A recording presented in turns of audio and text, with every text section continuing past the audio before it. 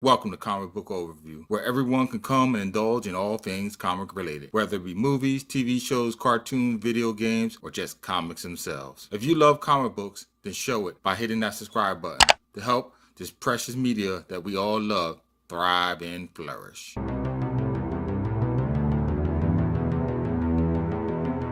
Nowadays, there's literally thousands, tens of thousands, and maybe even hundreds of thousands Batman or Batman-related comics.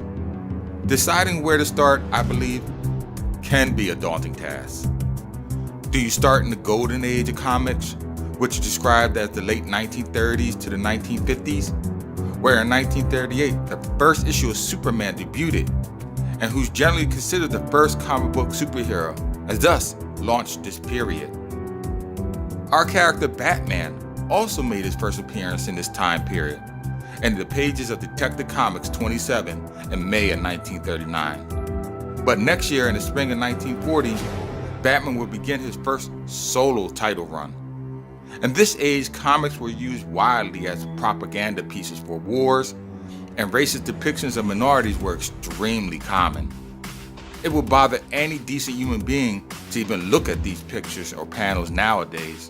Do you start in the Silver Age, that roughly covers the period from 1956 to the 1970s?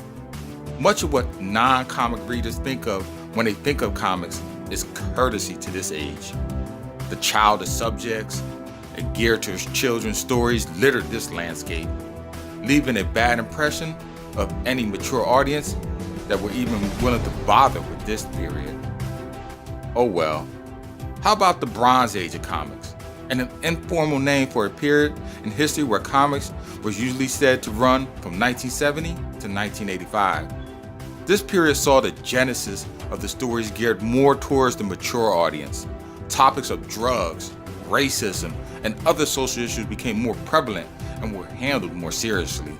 Or lastly, we could start in the modern age of comics, the period in history of comic books when it was generally considered to have begun somewhere in the mid-1980s and continues through current times, where good guys who are 100% morally right gave way to morally ambiguous anti-heroes we know of today.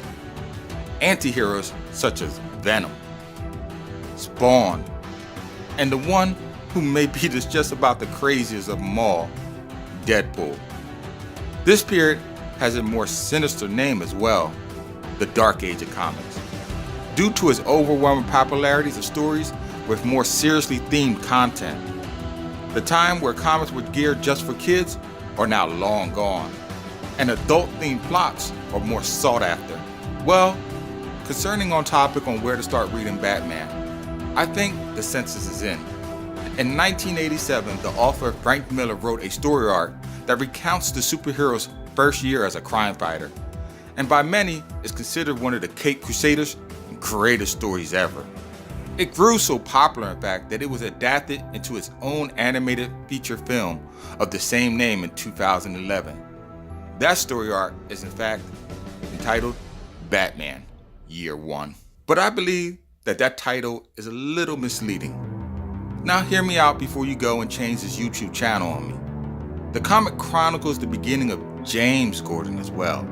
The two characters roughly share the same amount of panel space, if not a little bit more towards Jim in fact, who is known as Lieutenant Gordon at this time. He and Bruce are being introduced at the same time at the beginning of the comic. Bruce returning from abroad on a 12-year hiatus from Gotham, and Gordon being relocated from a previous department outside of Gotham City, due to all things being a good and straight cop. Something went down at his old precinct, and instead of canning Gordon, they relocated him elsewhere. I suspect if they had fired him from the force, it would have made so much noise and thus might have propped open an investigation, shining unwanted light in the dark places of the police force. So instead, they relocated him to another precinct, and thus getting rid of the problem without raising any red flags. I would just like to say, this is all my own speculation, of course, but the theory seems sound. Anyway, throughout the story, both Bruce and James find their footing, making, as Batman put it, all the right enemies, as they both manage to piss off the gangsters, politicians, and other cops as well. It seems at this time Gotham is honeycombed with corruption, and it is basically a free-for-all for both crooks and crooked cops to mold the life that they seem fit. Frank Miller does an excellent job in making both heroes in the story authentically real, as James has an affair that is used against him, and Bruce confronts crime as Batman for the first time, almost killing himself multiple times in the process. The story introduces you to other important cast members as well. You see Alfred Pennyworth, the loyal manservant, Selina Kyle, the prostitute who turns into Catwoman, Harvey Dent, the assistant district attorney before he turns into Two-Face, and a gangster who Batman will fight many times while fighting crime in Gotham, Carmen Falcone. Now, hopefully it goes without saying that I ranked this story a perfect 5.0 out of 5. A totally must read, and a good starting place if you want to begin reading Batman comics without having to have a ton of prior knowledge on a character to enjoy the references. Well, that's it for now. Visit my YouTube channel, Comic Talk, if you like these videos for others like it. Tap that bell icon on your way out, and oh yes, until next time, keep reading, my friends.